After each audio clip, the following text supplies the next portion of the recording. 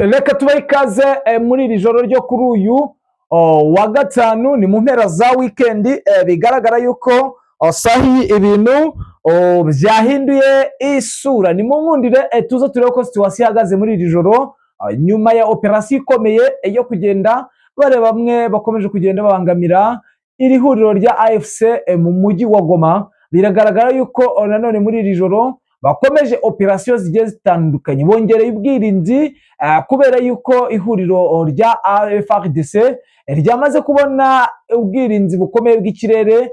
Ukaba ubona yuko n'ubundi hari gahunda ikomeye yo kuba bagaba ibitero mu bice bigiye bitandukanye. Ni mu nkunde rero ntabwo ndi bubatindire na update z'umugoroba ndetse z'iri joro, aho turi bwibande kuvugana n'umuruko wacu Informa akaduhido nido ni iminota mike cyane ukamenya uko situwasiyo ihagaze. Bakunzi ba Kigali News, Leta Zunze Ubumwe za Amerika, Abafaransa bikomeje kugenda bigorana ku rwego rwo hejuru, aho bigaragara yuko bitari koroha habe na gato, bitewe n'impamvu ikomeye yuko bakomeje gutangaza iby'iperereza. Uramenya akantu ku kandi umenye icyo Amerika yongeye kuvuga, urumva ko ivuze biciye mu bufatanye bw'umuryango wa Afurika yunze ubumwe. Ni mu nkunde rero tuze turi akantu ku kandi turebe ko situwasiyo ihagaze.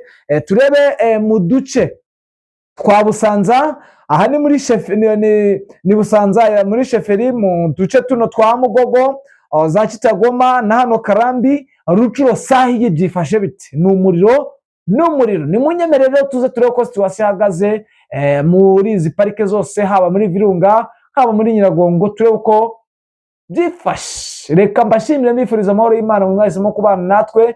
Ikindi namwe mu cyumva bwa mbere nta kindi musabwa ni ugukanda subscribe, like, bityo mukiyongera mu muryango mugari wadahema kumva amakuru acukumbuye kandi yizewe. Bikomeje kugenda bigaragara kandi bigaragaza yuko ihuriro rya AFC M23 rikomeje kugenda rihangana n'ibitero bigiye bitandukanye nk'uko byemejwe na Leta Zunze Ubumwe za Amerika, aho noneho bageze aho bakero bakavuga yuko ibi bintu bisa nk'ibitoroshye. Reka mbere ko dukomeza rero ku murongo wa telefone ndabona bikunze ko twavugisha umuruko wacu Informa akaduhido nido, kuko amasaha abakuze abagira ngo nawe aruhuke kugira ngo ejo azabashe kugira ibyo nawe yikorera ndetse no gukomeza kudushakira amakuru.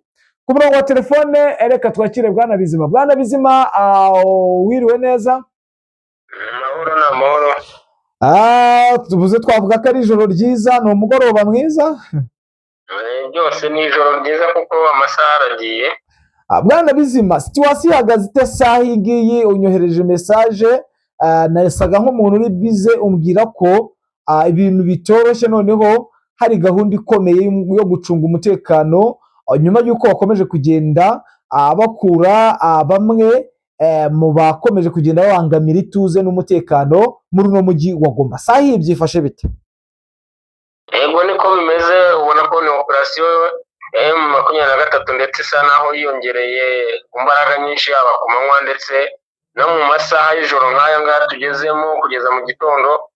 Ntabwo igiruka M23 bijyanye n'amakuru bafite cyane ari muri uyu mujyi, ko ari umujyi wari umaze gusa naho urimo ingeri nyinshi cyane, warinjiriwe ku rwego rwo hejuru, ariko ubona ko basa n'abari kugenda bakora nk'amasuku menshi cyane bijyanye n'inzego z'ubutasi zo ku bantu ba M23 zidacogora, kandi ubona ko zashyizemo imbaraga zikomeye cyane mu kugenda zitahura abari bafite umugambi wo guhungabanya umutekano muri uno mujyi wa Goma no mu nkengero zawo. Kandi ubona ko cyari igitero kimeze nk'icyagabwemo cy'abambaye imyenda isanzwe ya sivile, ariko ubona ko no mu nkengero bari gutegura ikindi gishobora kuza gusa naho cyo cyiza kirasa ku rwego rwo hejuru, ku buryo ubona ko bari barimo batangaga amakuru asobanutse ku bari muri izi nce zisatira hano muri iki kirunga cya Nyiragongo ndetse na Nyamuragira. Ubona ko ni agace ubona ko irimo indiri FDLR cyane zimazemo imyaka myinshi cyane, kandi ubona ko muri Rucuro hakirimo ikibazo cyane cya FDLR na Wazalendo, ndetse basigaye mu gice gisa naho kirimo hagati mu hantu hagenzurwa na M23. Bwana Bizima, biravugwa yuko sahi muri Sheferi ya Busanza intambara ari umuriro, situwasiyo ihagaze ite? Hari amakuru waba ufite?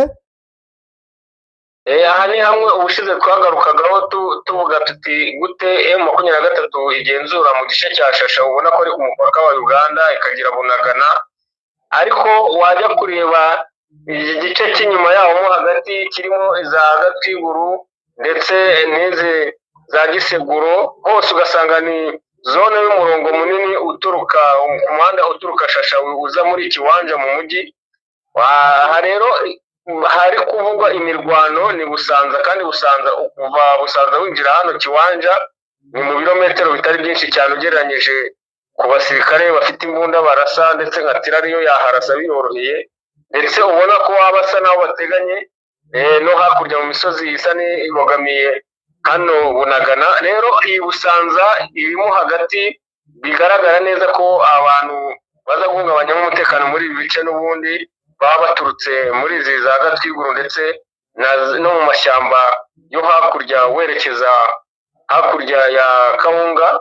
Ni uduce tunini cyane turimo FDLR ku rwego rwo hejuru, ubona ko iki gitero baje gusa naho bakigaragariza hano hakaba imirwano. Ni ku makuru aba yatanzwe n'intasi, ubona ko bari bafite intego yo kwegera ibirindiro biri mu gice gisatira za Bunagana ndetse n'usatira umupaka wa Uganda, mu buryo wabonaga ko bashakaga guteza mbutiyaje ikomeye cyane ku birindiro bihari, kugira ngo bise naho bihagarika umutima ndetse no kwibazwaho cyane ku ruhande rwa M23 uburyo ibi bitero bigenza ibirometero bingana gutyo bikaba bigeze ahangaha urugamba rwatangiriye rwo kuba bigarurira bino bice biri kugenzurwa na M23. Yes, nibyo birumvikana, kandi urabona yuko byakomeje kugenda bigorana. Amahanga akomeje kuvuga ko bagiye gukora ubugenzuzi bwimbitse. Bwana Bizima, wenda nk'umuntu uri kuri tere, hari ibivugwa amahanga ibyo avuga ngo bagiye gukora ubugenzuzi, barashidikanya ko ibi bitero byagabwe n'inyeshyamba ndetse zino z'abawazarendo binyuze muri FARDC. Biravugwa ko ndetse leta ya Kongo yatangaje ko iri hafi n'umujyi wa Goma. Saizi koko ingabo ziri hafi n'umujyi wa Goma, cyangwa ni uburyo bwo kugira ngo korasiyo ihe murare bamwe mu basirikare bari mu bice bigiye bitandukanye? Buriya inzego za gisirikare zitanga amakuru mu buryo bwinshi butandukanye. Bashobora kuvuga ko ingabo ziri mu nkengero z'umujyi wa Uvira wazishakisha amaso ntuzibone, ariko bo ingabo baba bavuga ni izo ngizo zirimo, ubona ko ari operasiyo M23 iri gutegura mu buryo bwo gushakisha aba bari baraje muri operasiyo y'ibanga, kandi ubona ko ari benshi cyane FARDC yohereje, ko yashoye amafaranga menshi cyane kuri iki kintu. Rero urabona ko ntabwo wakubwira ko ingabo ziri muri uyu mujyi ndetse no mu nkengero zawo ngo ujye ubihakane, kandi abo nabo ni ingabo, kuko mu bamaze gufatwa benshi bose bakoreraga FARDC ari ingabo, ariko bitanabujije ko no mu nkengero zihari, kuko n'iyi mirwano iri kubera muri iki gice cya Nyiragongo ndetse na Nyamuragira mu Birungu, ubona ko biri mu ntera zitari nyinshi cyane ubu Goma. Urabona ko ni force zari ziteguwe kandi ku rwego rwo hejuru, zari zimaze igihe M23 yari bizi ko zirimo, ariko itazi urwego bari bagezeho ndetse n'ikoranabuhanga bari kubaka muri kiriya kirungu. Ubona ko bari bagiye kugaba ibitero bikomeye, kandi byari kugora M23 kuba babisubiza inyuma cyangwa kuba babasha guhagarara bakarinda uriya muti. Yes, Bwana Bizima, sahi Masisi byifashe bite? Masisi ikiriyo ni uko muri kariya gace ka Kazinga n'ubundi ubona hari hamaze iminsi imirwano, n'ubu ngubu basa naho n'uyu munsi hiriwe ikintu cy'ishyamirana kimeze nko gusa n'abarasanaho, ariko bari mu ntera zitandukanye.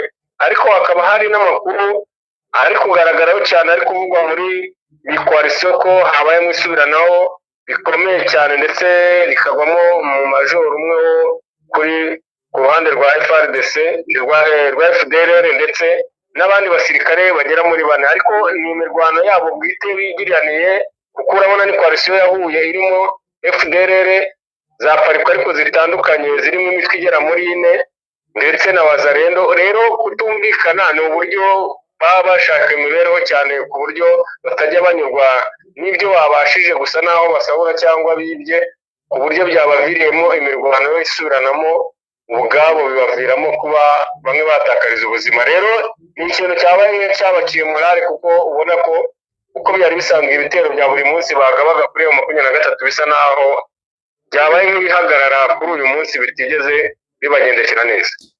Yes, nibyo birumvikana, ndetse reka wenda tunyarukire muri iri joro bamwe bandakavazi banjye mu gace ka Uvira na zone ya Minembwe, biravuga yuko aba FDNB bongereye ingabo nyinshi, aho bari mu bice biri mu defense agiye atandukanye, n'ubundi aba ba FDNB bafite mu bice cyane cyane za Bibogobogo, ariko na hano muri bino bice navuga ko ni Ndondo ya Bijombo, hano ni hejuru ya Uvira, ni muri ho plateau, bivugwa yuko bamaze kugezayo abasirikare bongereyo n'undi mubare, bigaragaza imbaraga zidasanzwe. Ni mu nkunde rero n'ubundi ni update, ni amakuru yaragezweho yo muri iri joro. Reka tubifuriza amahoro ndetse n'amahirwe mu byo mukora byose. Bwana Bizima, wenda uko byagenda kose hari ibyo wenda dushobora kuba tutakubajije, kandi wenda wari ugiye kutubwira tutaguciye mu ijambo. Sinzi nimba hari ibyo twari twibagiwe kukubaza muri iri joro ryo kuri uyu wa gatanu. Yego, icyo nakongeraho bijyanye n'uko uyu mugoroba igicamunsi cy'uyu munsi cyabaye nk'aho bwira bimeze muri Uvira, n'uko hagaragara ko hari operasiyo ikomeye iri gutegurwa na FARDC ndetse na coalition yose bari kumwe n'ingabo z'u Burundi n'iza Tanzania, ubona ko zatangiye gusa naho zikoresha amazi cyane ikiyaga cya Tanganyika zituruka muri Karema. Ubona ko hari operasiyo ziri hano Uvira ziri gutegurwa ku rwego rwo hejuru. Yes, Bwana Bizima, twe twibagiye kukubaza ku kigendanye na ambiance umujyi wa Goma. Ambiance bimeze gute? Eko turi muri weekend kandi haraciyemo iminsi, ubona yuko weekend yera ambiance ikagaragara. Yo bimeze bite Bwana Bizima? Ambiance ntabwo ari mbi cyane, bijyanye no kubona ko haciye iminsi isa naho wabaye umunsi wa kabiri kiriya kibazo cy'umutekano muke kigaragayemo, ariko bijyanywe n'ibiganiro bagirana n'abayobozi bari muri ibi bice bari 23 ku baturage babahumuriza, ndetse n'uburyo ubona ko umutekano wiyongere ku butaka, ku buryo ari patrouille nyinshi ku manywa na nijoro mu makaritiye atandukanye. Ubona ko ingabo zabaye nk'iziva mu bigo zikwira mu bice byose. Urabona neza ko ku baturage nta nkomyi bafite kandi bizeye umutekano, keretse ari n'igikuba kibayeho cy'uko haba ibindi bitero bya drone, ariko mu buzima busanzwe uri kubona ko ari abaturage bamenyereye iby'intambara, baratuje nta kibazo. Bwana Bizima, reka dushimire kukwifuriza ijoro ryiza. Yego, urakoze cyane nawe, ijoro ryiza. Namwe bakunzi bacu tubifuriza amahoro ndetse n'amahirwe mu byo mukora byose. Twifuriza kwihangana cyangwa twihanganisha bikomeye abarwayi ndetse n'abari muri zone y'intambara. Imana ikomeze ibane namwe.